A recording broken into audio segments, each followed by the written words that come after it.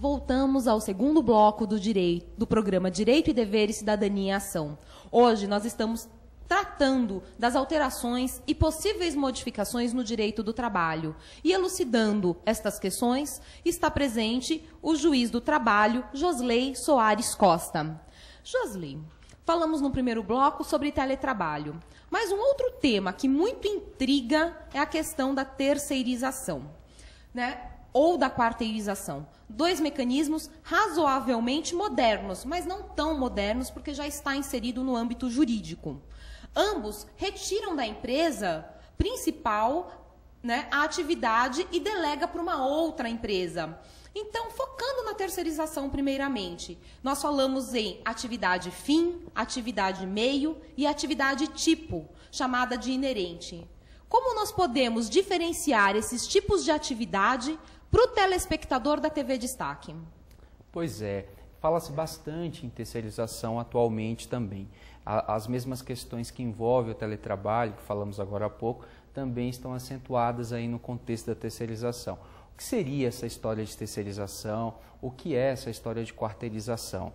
Todas as vezes que pensamos num contexto de uma relação de emprego, o que se tem é uma relação bilateral. Eu sou o empregador, você é a empregada. Quando há essa oportunidade de se tratar de terceirização, entra um terceiro sujeito nessa história. Por isso que haverá uma relação triangularizada. Então, eu, empresa, passo a me concentrar na minha atividade fim, naquilo que é o meu objeto social, naquilo que eu fui lá na junta comercial e disse, olha, esse é o meu objeto comercial. Então, por exemplo, uma escola, o objeto social, a atividade fim, digamos assim, dessa empresa, a parte que interessa para este empreendimento escola, é exatamente as aulas. Ela não pode terceirizar a parte das aulas, mas todas as atividades que estão ali no entorno, que estão em volta, como, por exemplo, a ascensorista do elevador, a recepcionista, o pessoal da faxina, essas atividades secundárias, essas atividades paralelas que estão no entorno, como já me referi,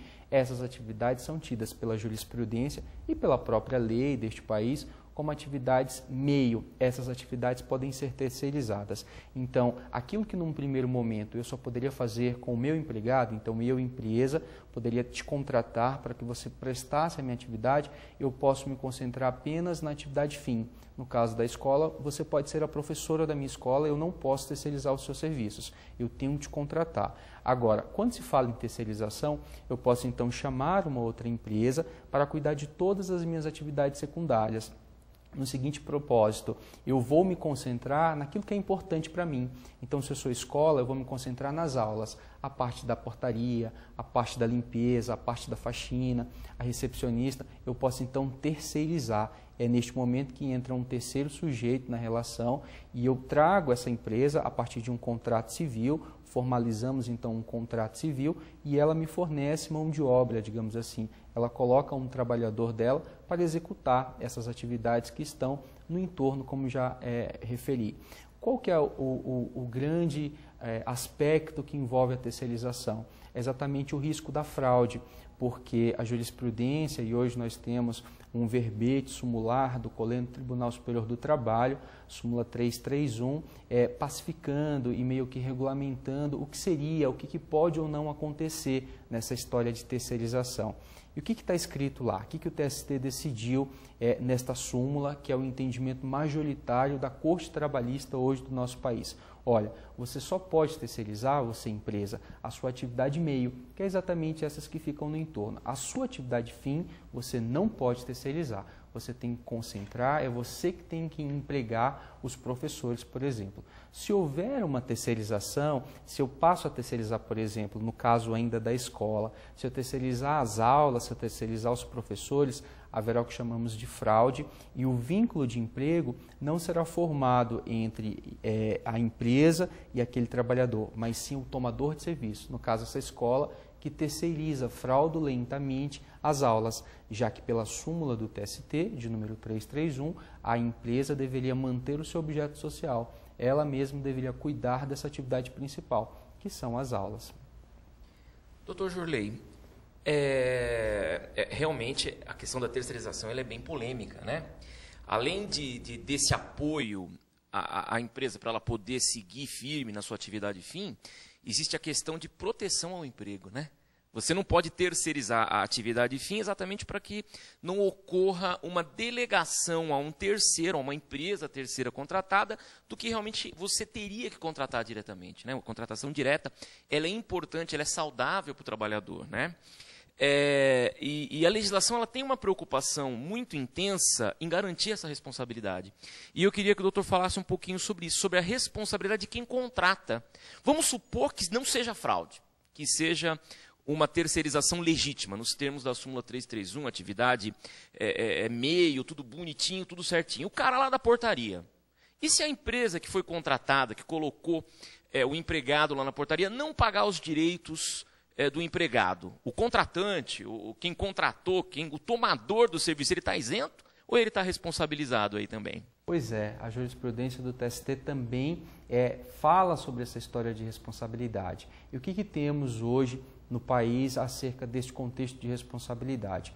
E eu, que sou empresa, que decido terceirizar e trago por meio daquele contrato civil trabalhadores de uma outra empresa e de repente essa empresa, que é a efetiva empregadora, não arca com os direitos trabalhistas desses trabalhadores terceirizados, você, que é a empresa prestadora de serviços, e eu, empresa tomadora, responderemos juntas, mas de forma subsidiária. O que seria essa história de forma subsidiária?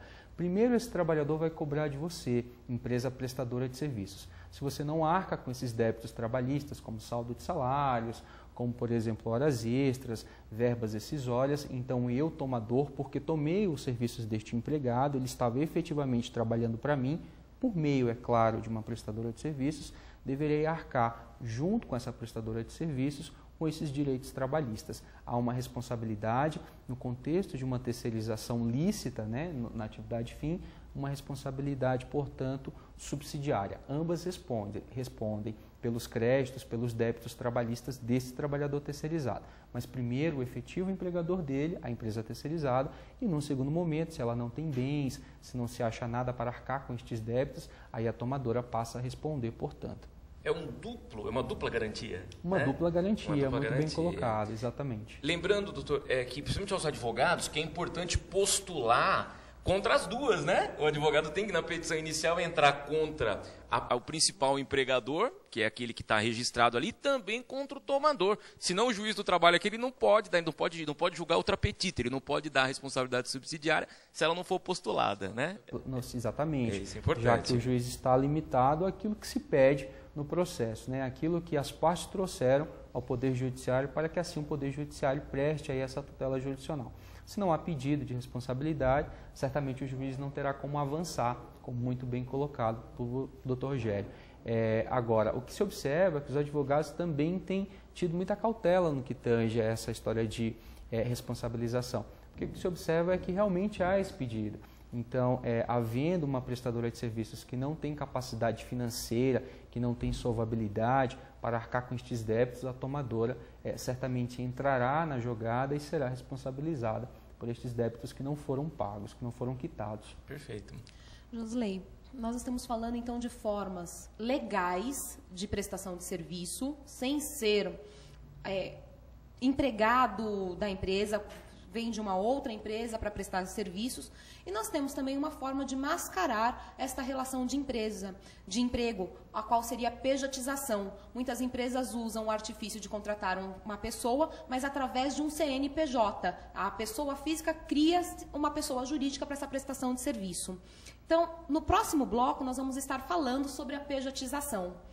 Então, se é legal ou se não é legal, se a pejotização faz parte desta terceirização ou não. Enquanto o doutor Josley pensa... É uma matéria extremamente importante, porque hoje é moda, né? Pejotização hoje é moda. O empresário, para tentar fugir aí dos encargos que envolvem a relação empregatícia em si, está desburocratizando, né? Nem é esse o termo.